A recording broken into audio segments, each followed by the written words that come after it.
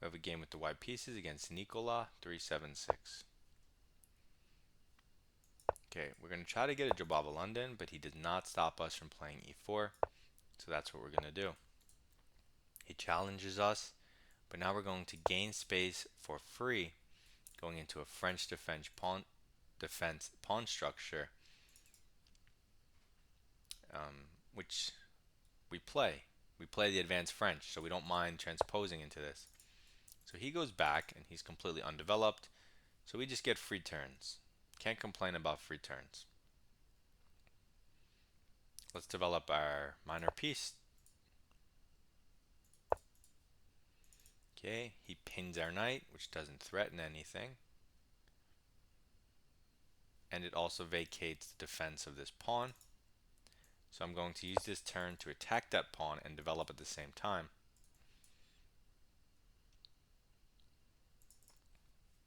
And we've seen this a few times where they leave the defense of the pawn early, and then I attack it. They play g6. That creates permanent dark square weaknesses. We can immediately apply pressure to the queen, and the queen doesn't even have the b6 square to jump to. So more free development. So let's throw that in. He'll probably develop the knight like this. And we've seen a very similar game where they put their knight here. We put our bishop here hitting the rook. They castle, but then they get checkmated. So here he doesn't do that. He moves the queen, which blocks development of his other pieces. So also bad. But I can't do this immediately, or I shouldn't do this immediately, so I can just continue. You could develop a knight here or even here supporting the other knight. You could kick the bishop, but there's also h4, h5 ideas since he has this hook pawn. I kind of do want to break down the structure since he's so poorly developed. I think throwing in h4 is reasonable. It also gives us potential rook lift.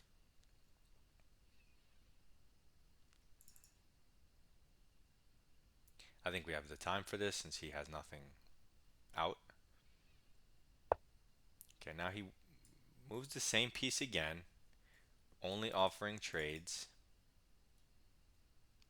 I don't mind seeing this. I could ignore him, but I don't want to spend my turn doing that. Okay. So he can trade if he wants. I just want to develop a new piece, or potentially h5.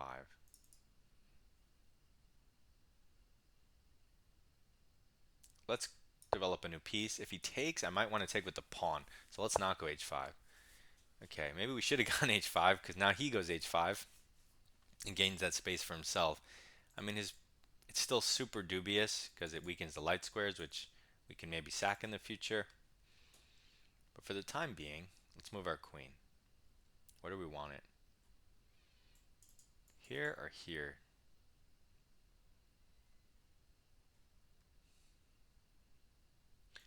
I guess here so I could sack my bishop at some point and then take with the queen for 2 pawns.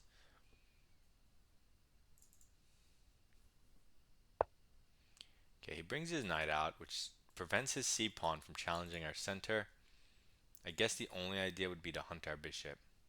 Not my favorite. I'm going to spend 1 turn taking this square away from his pieces. So now they're all kind of misplaced. And, I mean, you always have ideas of, let's say, b4, stopping the c5 pawn push forever. He develops this way, which is a possibility, but undefends the f6 square. So if we want, we could chuck it in here now.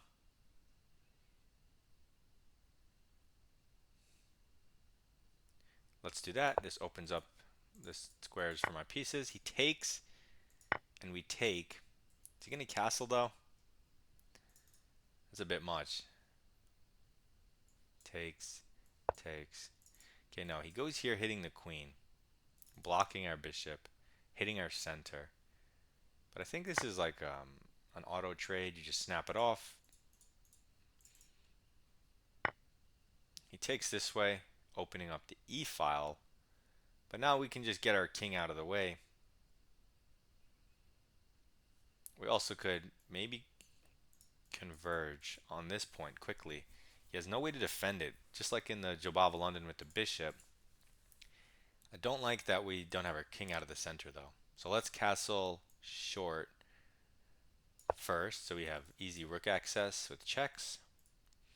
Then we have knight b5 ideas, rook e1 ideas, knight somewhere ideas. And that's what I'm looking at, more or less. So he castles. Maybe we can create a super pawn structure by hitting the queen. If he moves the queen, maybe we can just sack. If he doesn't move the queen, like if he trades, we get to connect this pawn to this pawn and play f4. That's crazy. There's also knight b5, and he can't protect this pawn. But then let's say he goes here. I mean, his rook's going to be under attack. So this or this?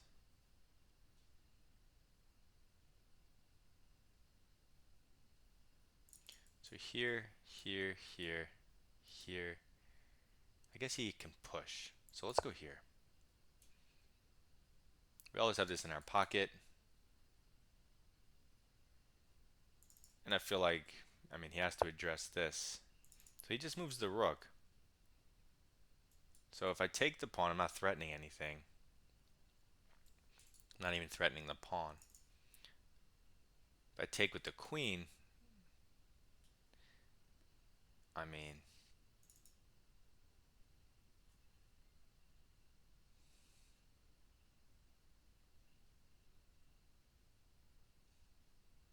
hmm.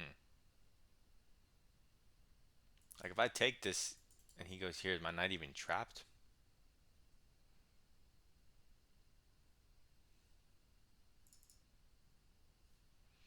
So if I win with the queen and he runs away, I'm still not threatening anything. That's super annoying. I mean, he still can't defend this pawn, so I don't have to take it this turn. So how do I consolidate what I'm looking for in the meantime? I have rook moves, I have c3 moves.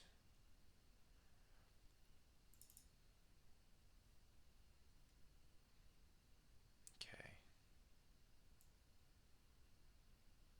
Let's get another piece in the game. This pawn's not going anywhere. We can take it next. If he kicks us and we take,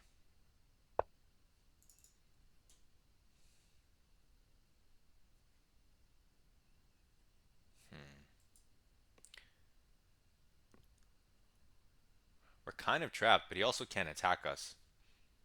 And we coordinate with the rook.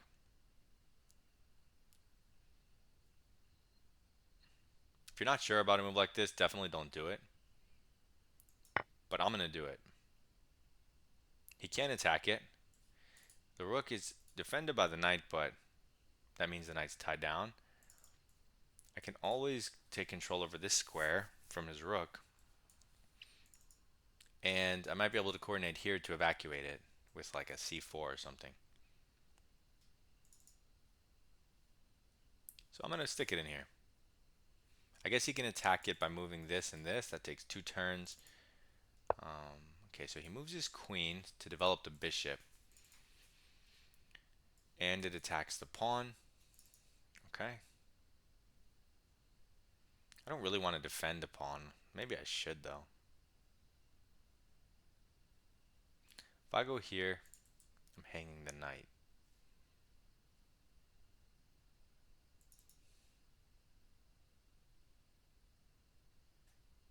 He gets a rook, I get a knight. He gets a pawn. Let's sacrifice the exchange to break down his defensive construction. Okay, so he takes. So now we take. So we gave up a rook, but we took a knight. We gave up a rook and a pawn, right? Because this is a fork. He has to react. Okay. Now you do have rook here, but that's not what we did this for. We're going to take this pawn and hit this rook and the queen. So it's kind of a big trade of a lot of material, but at the end of it all,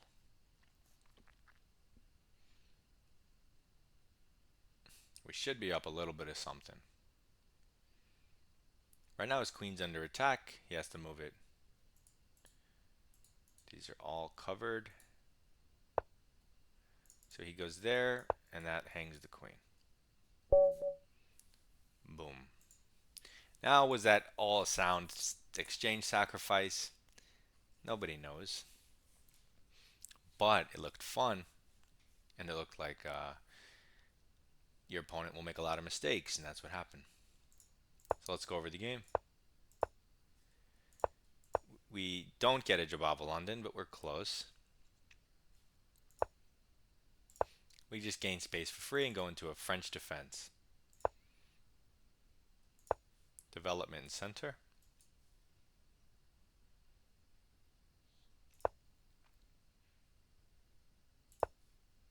Development for free and center.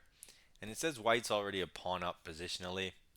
So why play like this as black? I mean, sure, you can outplay your opponents, but like, why start the game in a worse position? So now we just develop for free, plus 1.5. H4. It is the top move, so whatever, it makes sense. It's just trying to go H5, which I think I missed the boat on. Yeah, so even here, just H5. But I just developed. I guess you're supposed to break it up because only after he played H5, I'm like, oh wait, I don't want this. I didn't want him to play H5. So yeah, we developed the knight. It's +2, so you're winning, but I'll try to remember H5 because now he plays it, and I would much rather have that space for my rook and my queen, not his rook. So whatever, force move, and then prophylaxis, anti-development. I don't have to worry about creating space for the bishop. I don't have to worry about a pin. There's nothing. Improve a piece for free. Force move. Wow. It goes from plus 1.5, so we're clearly better, to +4, completely winning up a piece. And this looks like the most natural move because you put your knight here, it's covering all the diagonals. It's hitting the queen. It's kind of blockading white's attack. So it looks like a very natural move.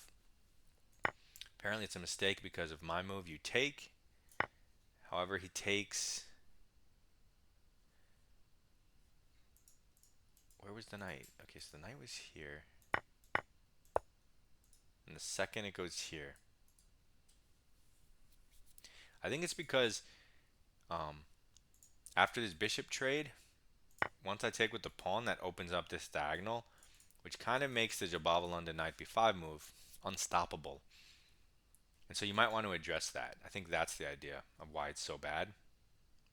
I think that's why also the computer's recommending a6. But he goes here, we take it, and then we just castle for king safety and development. +4. Then we go knight b5, developing for free. And is that the best move? Yes, more or less. So we go knight b5. He goes rook over, and we just develop. But what's the actual best move? So it is just a take. I mean, yeah, but there was no Russian taking, so you could move either rook over or queen in. I was looking at queen g5 at different times, but I don't think you ever get the checkmate because you have to defend the pawn. Okay, so we just move a rook over. He hits the knight, and now you should take, which is what we did. +4.4. He goes back. And I was mentioning you could play a move like c4 to evacuate the knight, but I decided to go for the rook exchange, which they don't list, so it's definitely not the best move, although I wasn't under any illusions that it was. But it's also not the worst move. It goes from +5 to +4. So it still works, and that was my whole plan, was to liquidate with like a winning conversion endgame. He basically has to take. You take with a fork. He has to take, but then you get another pawn, and you're going to get the exchange back if he tries to get this knight. So a normal move would have been to just go back with the queen. And here, you can take the rook and let him take the knight and then come back to the center and say you're just up pawns with a winning endgame. But computer has even better moves. In store, they say just leave the rook, go here, because you have threats. Like if he just wastes a turn, he's gonna get mated. Is this mate? Check. He goes over. Oh yeah, you have this check too. Ugh, that's ugly. I wasn't even looking at the mates though. I was just gonna look at the rook.